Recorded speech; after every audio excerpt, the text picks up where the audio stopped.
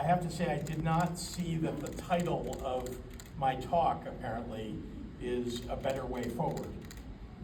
So I guess that's what I'll be talking about today. Although I think about that and I think the only way out is through, and that is where we are. So thank you very much, Neera. Thank you for inviting me. I want to say what an honor it is to be here at the Center for American Progress. I admire this organization. I've supported and followed some of the policy recommendations and implemented them. In fact, in the state of Illinois, as Neera knows, I've been involved for many years in early childhood education, early childhood development, long before I was governor. And it was CAP that was really writing policy that I was thinking I wanted to make sure that elected officials would implement. Little did I know that I would end up being the elected official who would be doing it. But I was reading the paper this morning. I know people are concerned about the future of the Democratic Party and concerned about what direction we're going. And I thought I wanted to share with all of you the headline that I read this morning, which is, Democratic leaders stand real still in hopes that no one will notice them. That, of course, was a headline from The Onion. Luckily, CAP has long been a bulwark, developing better policies for working people. And in these first 2 months of President Musk's administration, you've stepped up. CAP has really done an amazing job of building a reputation for many years, but putting it to good work and good use just over the last, 60 days. So thank you. Boy, oh boy, do we need you, and keep going. I got into this work for much the same reason that many of you probably did. Policy at its core is the result of choices that we make about the kind of world that we want to live in. What kind of future do we want? In Deuteronomy chapter 16, verse 20, we're commanded justice. Justice shall you pursue. Justice. And I was taught by my parents that when you see injustice, you don't look the other way. You do something to right the wrong. But the meme lords and the minions in the White House conceive of themselves as kings and nobles who have the divine right to order the world in a way that best suits them and their fellow kleptocrats. People's lives are a game to them. I really think that's how they think. During Donald Trump's first term, when COVID was running rampant, we governors begged him to help us. Begged. The President of the United States has the unique power to invoke the Defense Production Act. It's a law designed to ensure the supply of materials and services for national defense during crises. We needed masks and ventilators to save people's lives that were dying in our hospitals. And U.S. companies were price gouging, and I called many of them myself and talked to the CEOs. They were price gouging state and local governments, police and firefighters, hospitals and clinics. He could have fought for us. He really could have. Instead, he made self-serving deals. He would send life-saving equipment if only we would agree to praise him on the Sunday talk shows. That is literally a deal that he put in front of me. I was desperate. My hospitals were filling up, and time was of the essence. So I agreed that I would do that if he sent me what we needed. Because my job at the time was to do virtually anything to get the White House to help us save lives. Needless to say, he never delivered for us. He never delivered for the American people. And Donald Trump proved who he really is in that critical moment. Is it incompetence or is it treachery? Which one? In 2025, he's proving it's both. Americans are experiencing the cruelty that comes with authoritarian rule. Donald Trump has handed over the reins of power to Elon Musk and his fellow Doge bags. so that they can find trillions of dollars that they need to give themselves a massive tax break. Think about that. What Musk and Trump are doing isn't about efficiencies or about cost savings. It is about cruelty. They're intentionally breaking the system and giving themselves the authority to rebuild it in their own interest. They've shut down cancer research and investments in cures for diabetes and Alzheimer's. They've eliminated safe drinking water regulations and allowed companies unfettered ability to pollute the air their employees and all of us breathe. Homeless veterans have lost the support that they were getting to rebuild their lives. Seeing a doctor at the VA hospital has now become a luxury for them. Tariffs designed to help pay for tax breaks for the wealthy have now raised taxes on the middle class and working class. The price of tomatoes and lettuce and beer at the grocery store is up. And people are literally smuggling eggs across the border from Mexico because they can't find them or they're not affordable at their local grocery stores.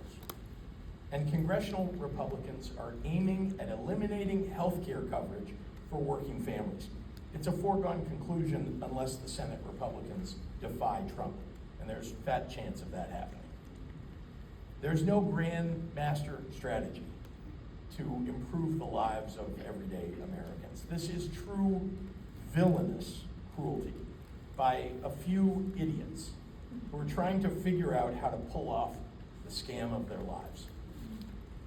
They're armed with the power of the presidency, and their sights are aimed on working people, many of whom voted for them, never imagining what this would turn out to be. Here we are. Things are bad, and they're getting worse. They're now openly acknowledging that there will be a recession or stagflation, and they think that's okay. They're trying to sell it. If you're living paycheck to paycheck and you can't pay your bills, a recession will be devastating for you and for your family. But Elon Musk is okay with you experiencing economic pain. This is all cruel, incompetent recklessness. And 60 days in, the signs are there. It's already pissing off everyday Americans. And here's where Democrats have to be honest with ourselves. Donald Trump didn't just ride into power on the backs of oligarchs who wanted tax cuts so badly that they were willing to throw a record stock market into the toilet for them. No, a number of Americans, 49.8%, went to the ballot box agreeing with Democratic positions on the issues most important to their lives, and they picked the other guy. Democrats are the party whose policies are all about working families. We know this. This is CAP, after all. You guys write white papers about this. But when there's a disconnect between Democratic policies and people's recognition of those policies, we lose. If we want to regain the trust of the voters that we stand for, Democrats have to deliver. For sure, we have to call out the BS that Republicans have been selling. But meanwhile, Democrats have to make people's lives better. Now, I'm from Illinois, and when I won my first election, it was clear on day one that we had a government infrastructure that had withered from neglect and a lack of public trust. The state of Illinois government had been withering away. For decades, Illinois politicians underfunded schools and pensions and passed budgets with unsustainable deficits. But over the past 6 years, we've focused on fiscal responsibility. We've been lifting up working families and addressing social and economic justice. Democrats in Illinois have been steadily delivering on making life easier and more affordable. We've expanded child care, and we've enacted a universal preschool program. We've canceled $300 million of working class and middle class families' medical debts. And we've lowered the cost of prescription drugs. We've made college more affordable, and we've expanded financial aid by more than 75%.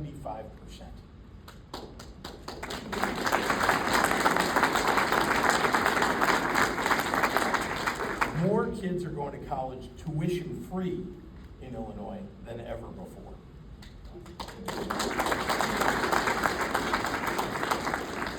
We eliminated the state tax on groceries, we lowered taxes on 300,000 small businesses, and we enacted a child tax credit. Now, I'm a businessman, and I'm the first one to tell you that government shouldn't be run like a business. But one thing I'm pretty good at is attracting new investment and jobs to our state. Illinois is now #2 in the nation for corporate expansions and relocation destinations. That wasn't the case 10 years ago or 20 years ago. We enshrined protections for reproductive rights 2 years before Dobbs.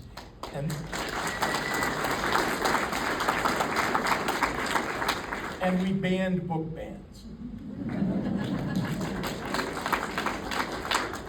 And we've made sure that the history taught in our schools is more honest and accurate, not less honest.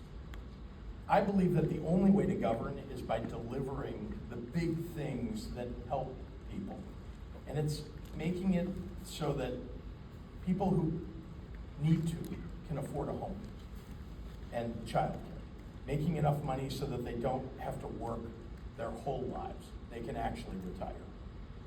It means making it easier to get an education, to start a small business, become financially stable.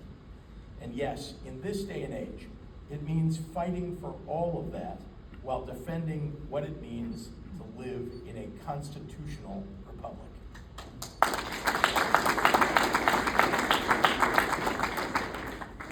This moment is hard. I don't dispute that.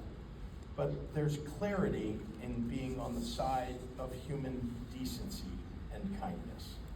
It means that when challenges arise, you have something to hold on to, a vision to anchor to, a hope to fight for. About 150 years ago, the great city of Chicago burned to the ground. 1 in 3 residents was left without a home. And facing that devastation, leaders might have been so paralyzed by the overwhelming task at hand that Chicago's story could have been left to the ash heap of history. But the city wasn't just rebuilt, it was reborn. Chicago went from a small Midwest town to one of the biggest cities in the United States. Entrepreneurs and innovators flocked in, residents buckled down. Chicago rose from the ashes to demonstrate what American ingenuity looks like.